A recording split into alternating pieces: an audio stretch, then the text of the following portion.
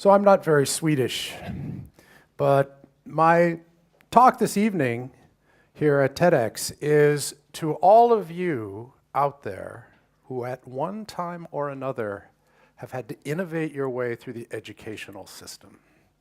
I work at the Swedish Royal Institute of Technology here in Stockholm, the KTH. And when I'm not teaching courses in information technology, I'm out there trying to figure out why it is my students sometimes connect with the information that we're trying to give them, and sometimes they don't. So my talk is about accepting the hackerspace into the university space. And in effect, what I'm going to do is as follows. I'm going to tell you a little bit about what I'm doing now when I'm not trying to teach some of these crazy classes. And hopefully I'm going to recruit some of you, especially if you've got a green tag on. How many people out there have green tags on? Yes, all right. If you guys are there, I want to hear from you, and especially also if you come from the government or some of these other places, I think I want to maybe recruit some of you as well.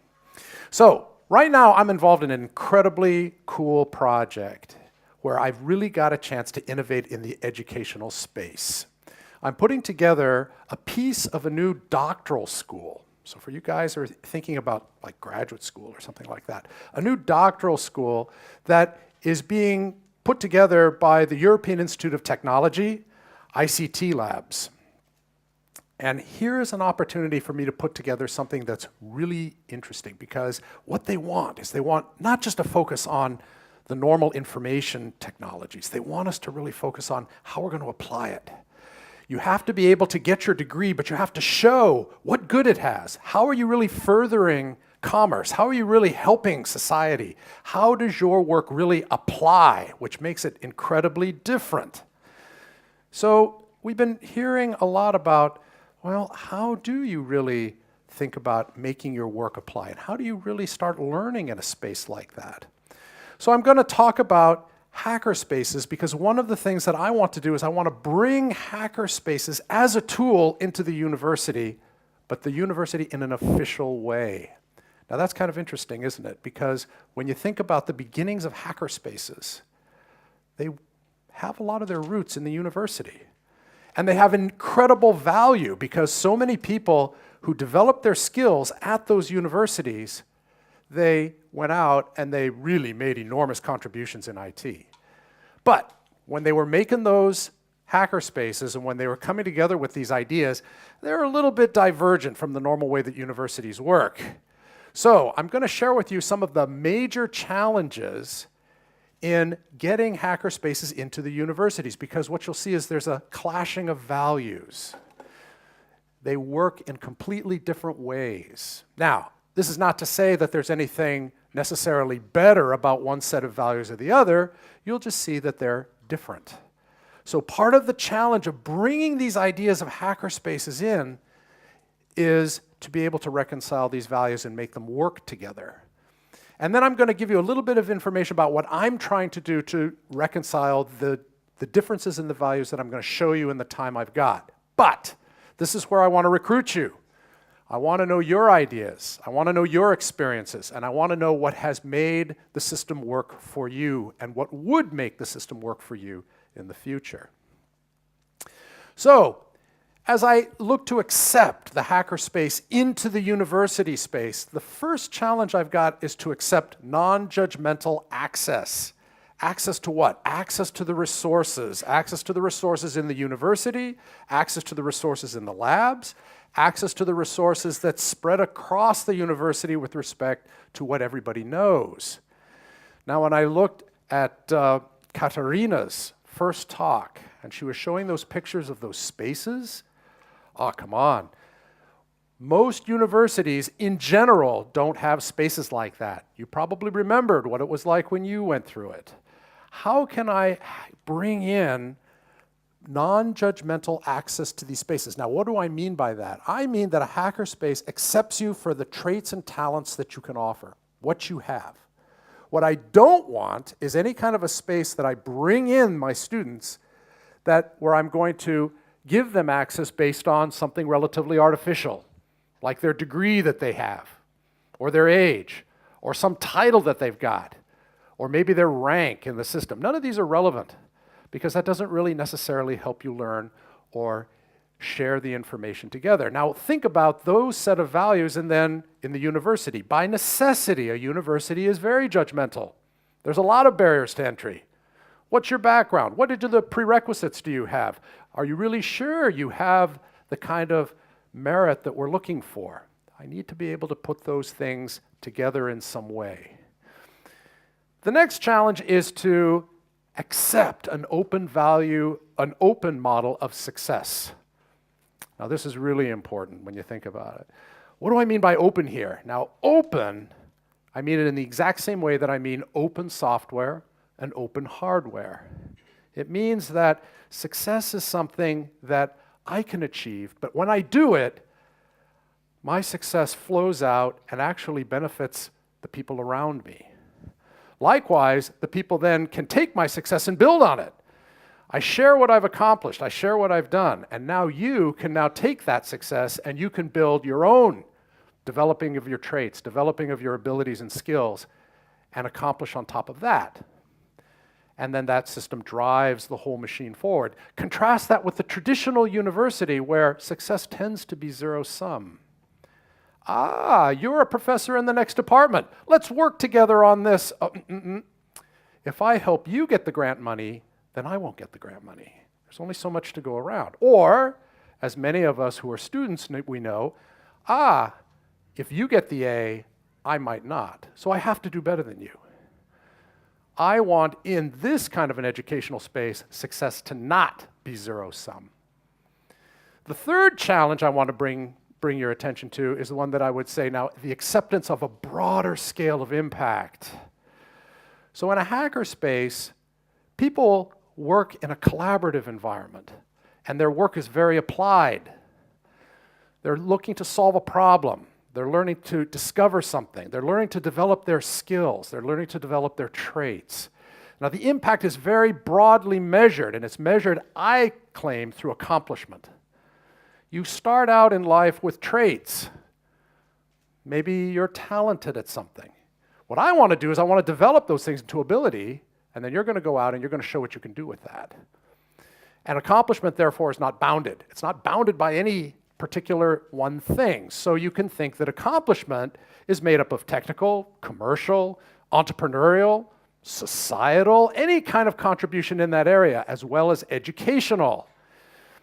Now, one of the problems we have in the university is that we are desperately looking to be able to incorporate this in our measures of success. We go into the community and we say, of course we want to do things that are sustainable. Of course we want to do things that encourage entrepreneurial activity. And we really want to be able to change the way that people are educated. But rarely, when it comes right down to it, can we go beyond our silos. How many papers did you publish last quarter? So what I want to do is I want to accept the broadening of impact. And then finally, my fourth challenge is I really want to bring into play new ways that I can, and new tools that I can, and they're not necessarily new, but for the university maybe new, how we actually develop as educators and share together our knowledge. Now, if you've been in business, if you've had anything to do with the development of people, this chart is not new to you at all. But what I'm saying here is that this is, to a great degree, new when it comes to the educational process, strangely.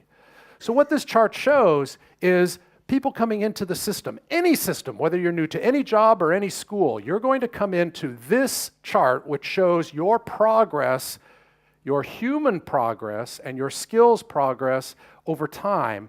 No matter what you come into, whether you're older and coming into a new job or younger coming into a school, you're going to start out in that lower left corner where your abilities and your accomplishments are low.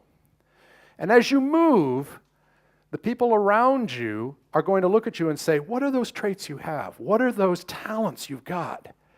And if your ability is low, they're going to help you find those talents, and they're going to teach. And by teaching, I take those talents and I start developing that into ability. That's something we do real well in universities today. But now what happens after you've got plenty of ability? Well, how do you show that as something that has value? How do you show that as something that's marketable? You do that through accomplishment. Once you have plenty of ability, you need to have a coach.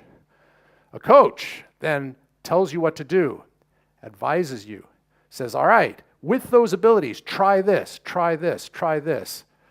Naturally, we want to help coach each other. But now as the accomplishment gets high and the ability gets high, then we shift over to a process called mentoring. And mentoring is advising, suggesting, helping each other move forward. This is something the business community and responsible companies do for their executives and their managers by default. Contrast this to a university where many faculty members receive no mentoring at all. And in many cases, the idea of mentoring their students rather than teaching them, instructing them, commanding them, this is new. So I want to see this in the space. Now, what am I doing to try to fix some of these things?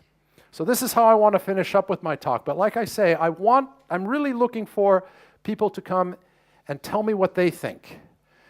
Tell me your experiences. Tell me what you would like to see in your program.